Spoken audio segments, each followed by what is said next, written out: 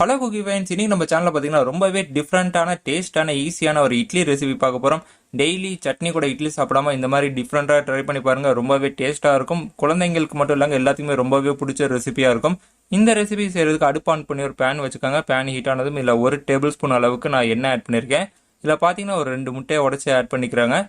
இப்போ இந்த முட்டைக்கு தேவையான அளவுக்கு உப்பு, மிளகு தூள் ஆட் பண்ணிக்கிறேன். இந்த ரெசிபி பொறுத்த வரைக்கும் இப்போ நம்ம இந்த முட்டையை ஸ்கிராம்பிள் பண்ணி குக் பண்ண போகிறோம். ஸ்கிராம்பிள் பண்ணும்போது நீங்கள் ரொம்ப ஃபைனாக ஸ்கிராம்பிள் பண்ணணும்னு அவசியம் இல்லை. இப்போ ஸ்கிராம்பிள் பண்ண அந்த முட்டையை ஒரு பவுலில் எடுத்துக்கலாம். அடுத்ததாக இதே கடாயில் பார்த்தீங்கன்னா 2 டேபிள் ஸ்பூன் அளவுக்கு நான் எண்ணெய் ஆட் பண்ணியிருக்கேன்.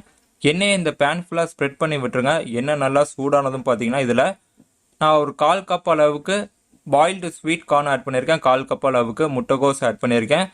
ஒரு 1/4 கப் அளவுக்கு கேரட் ஆட் பண்ணியிருக்கேங்க. ஒரு 1/4 கப் அளவுக்கு கேப்சிகம் ஆட் பண்ணியிருக்கேங்க. ஒரு 1/4 கப் அளவுக்கு பீன்ஸை பொடியாக நறுக்கி ஆட் பண்ணியிருக்கேன். இப்போ தேவையான அளவுக்கு உப்பு ஆட் பண்ணியிருக்கேன். இது கூடவே 1 டேபிள் ஸ்பூன் அளவுக்கு சர்க்கரை ஆட் பண்ணியிருக்கேன். இப்போ அடுப்போட ஃப்ளேமை ஹையில் வச்சுட்டு இந்த வெஜிடபிள்ஸை 3லேருந்து ஒரு 5 நிமிஷத்துக்கு நல்லா வதக்கி எடுத்துக்கோங்க. இப்போ இந்த வதக்கின இந்த வெஜிடபிள்ஸை ஒரு பவுலுக்கு மாற்றிடலாம். அடுத்ததாக ஒரு பேனில் பார்த்தீங்கன்னா 1 டேபிள் ஸ்பூன் அளவுக்கு எண்ணெய் ஆட் பண்ணியிருக்கேன். இல்லை 2 டேபிள் ஸ்பூன் அளவுக்கு வெண்ணெய் ஆட் பண்ணியிருக்கேன். இப்போ இந்த வெண்ணெயை எண்ணெயில் நல்லா மிக்ஸ் பண்ணி விட்டுருங்க.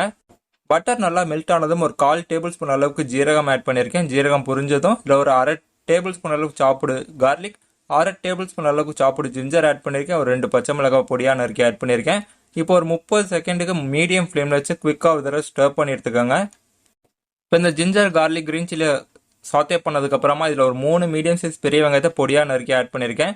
இப்போ இந்த வெங்காயத்தை பார்த்தீங்கன்னா கண்ணாடி பதம் வர வரைக்கும் வதக்குனீங்கன்னா போதும். அடுத்ததாக பார்த்தீங்கன்னா இது கூட நான் தக்காளி ஆட் பண்ண போகிறேன். ஒரு 2 மீடியம் சைஸ் தக்காளி பொடியாக நறுக்கி ஆட் பண்ணியிருக்கேங்க. தக்காளி பார்த்தீங்கன்னா கம்ப்ளீட்டாக வதங்கணும். நல்லா சாஃப்டாகிற வரைக்கும் வதக்கி எடுத்துக்கோங்க. வெங்காயம் தக்காளியை நல்லா வதக்குனதுக்கு அப்புறமா இதில் நம்ம மசாலாஸ் ஆட் பண்ண போகிறோங்க. பேசிக் மசாலா தான். ஒரு 1/2 டேபிள் ஸ்பூன் அளவுக்கு மல்லித்தூள் ஆட் பண்ணியிருக்கேன்.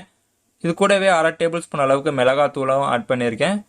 ஒரு 1/4 டேபிள் ஸ்பூன் அளவுக்கு மிளகு தூள் ஆட் பண்ணியிருக்கேன். ஒரு 1/4 டீஸ்பூன் அளவுக்கு மஞ்சள் தூள் ஆட் பண்ணியிருக்கேன். தேவையான அளவுக்கு உப்பு ஆட் பண்ணியிருக்கேங்க. இது எல்லாத்தையுமே சேர்த்து மசாலாவோட பச்சை வாசனை போகிற வரைக்கும் மீடியம் ஃப்ளேமில் வச்சு நல்லா வதக்கி எடுத்துக்கோங்க. மசாலாவோட பச்சை வாசனை போனதுக்கு அப்புறம் பார்த்தீங்கன்னா இதில் ஒரு 2 டேபிள் ஸ்பூன் அளவுக்கு டொமேட்டோ கெட்சப் ஆட் பண்ணியிருக்கேன். இப்போ இந்த மசாலா கூட சேர்த்து நல்லா மிக்ஸ் பண்ணிவிட்டு ஒரு 30 செகண்ட் மீடியம் ஃப்ளேமில் வச்சு குக் பண்ணிக்கோங்க. அடுத்ததாக இது கூட பார்த்தீங்கன்னா 100 ml அளவுக்கு தண்ணி ஆட் பண்ணிக்கிறேன். தண்ணி ஆட் பண்ணி எல்லாத்தையுமே சேர்த்து ஒரு தடவை நல்லா மிக்ஸ் பண்ணிக்கோங்க. இந்த சாஸ் பார்த்தீங்கன்னா மீடியம் ஃப்ளேமில் வச்சு ஒரு கொதி வரட்டும். ஒரு கொதி வந்ததுக்கப்புறமா பார்த்தீங்கன்னா இது கூட நான் கரம் மசாலா ஆட் பண்ண போகிறேன். பார்த்தீங்கன்னா சாஸ் கொதிக்கும் போது ஒரு 1/4 டீஸ்பூன் அளவுக்கு கரம் மசாலா ஆட் பண்ணியிருக்கேன். இது எல்லாத்தையுமே சேர்த்து நல்லா மிக்ஸ் பண்ணிவிட்டு அடுப்பை பார்த்தீங்கன்னா சிம்மருக்கு மாற்றிடுங்க. சிம்முக்கு மாற்றிட்டு இந்த சாஸ் அப்படியே ஒரு ஓரமாக இருக்கட்டும். இப்போ பார்த்தீங்கன்னா நம்ம இட்லியை கட் பண்ணி எடுத்துக்கலாம். நான் பார்த்தீங்கன்னா இந்த ரெசிபிக்கு ஒரு 6 இட்லி எடுத்திருக்கேன். இந்த 6 இட்லியை பார்த்தீங்கன்னா சின்ன சின்ன பீசஸாக கட் பண்ணிக்கிறேன். ஃப்ரெண்ட்ஸ், இந்த ரெசிபி உங்களுக்கு பிடிச்சிருந்தா மறக்காமல் இந்த வீடியோக்கு லைக் பண்ணிவிட்டு இந்த ரெசிபி உங்கள் ஃப்ரெண்ட்ஸ் அண்ட் ஃபேமிலி கூட ஷேர் பண்ணிக்கோங்க. அதே மாதிரி நம்ம சேனலுக்கு சப்ஸ்கிரைப் பண்ணிக்கோங்க. கூடவே பெல் நோட்டிஃபிகேஷன் ஐக்கான் இருக்கும், அதை ஆன் பண்ணிக்கோங்க.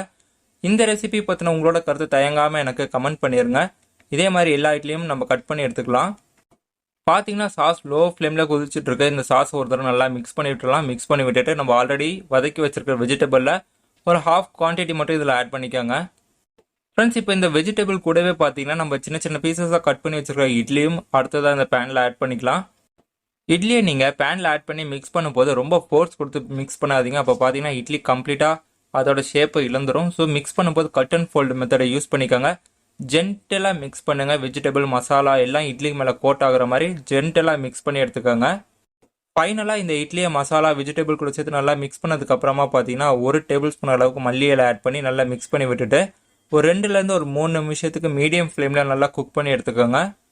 இப்போ ஃபைனலாக பார்த்தீங்கன்னா நம்ம மீதி வச்சிருக்கிற வெஜிடபிள்ஸ் இது கூட ஆட் பண்ணிக்கலாம். அதே மாதிரி ஸ்கிராம்பிள் பண்ணி வச்சிருக்கிற முட்டையுமே இப்போ இந்த பேனில் ஆட் பண்ணிக்கலாம். ஆட் பண்ணிவிட்டு ஜென்டலாக எல்லாத்தையுமே சேர்த்து ஒரு தடவை ஃபைனலாக மிக்ஸ் பண்ணி எடுத்துக்கோங்க. இப்போ எல்லாத்தையுமே சேர்த்து ஒரு தடவை நல்லா மிக்ஸ் பண்ணிவிட்டு கேஸை டர்ன் ஆஃப் பண்ணிடுங்க. ரொம்பவே டேஸ்டான, டிஃப்ரெண்ட்டான, ஹெல்த்தியான, எல்லாத்துக்கும் ரொம்ப பிடிச்ச ஒரு இட்லி ரெசிபி ரெடி. ஃப்ரெண்ட்ஸ், இந்த ரெசிபி உங்களுக்கு பிடிச்சிருந்தா மறக்காமல் இந்த வீடியோக்கு லைக் பண்ணிவிட்டு இந்த ரெசிபியை ஃப்ரெண்ட்ஸ் அண்ட் ஃபேமிலி கூட ஷேர் பண்ணிக்கோங்க. நம்ம சேனலுக்கு சப்ஸ்கிரைப் பண்ணிக்கோங்க. கூடவே பெல் நோட்டிஃபிகேஷன் ஐக்கான் ஆன் பண்ணிக்கோங்க. உங்களுக்கு இன்னொரு இன்ட்ரெஸ்டிங் ரெசிபிலாம் சந்திக்கிறேன். Tata bye bye from Munna and stay tuned for cookie five.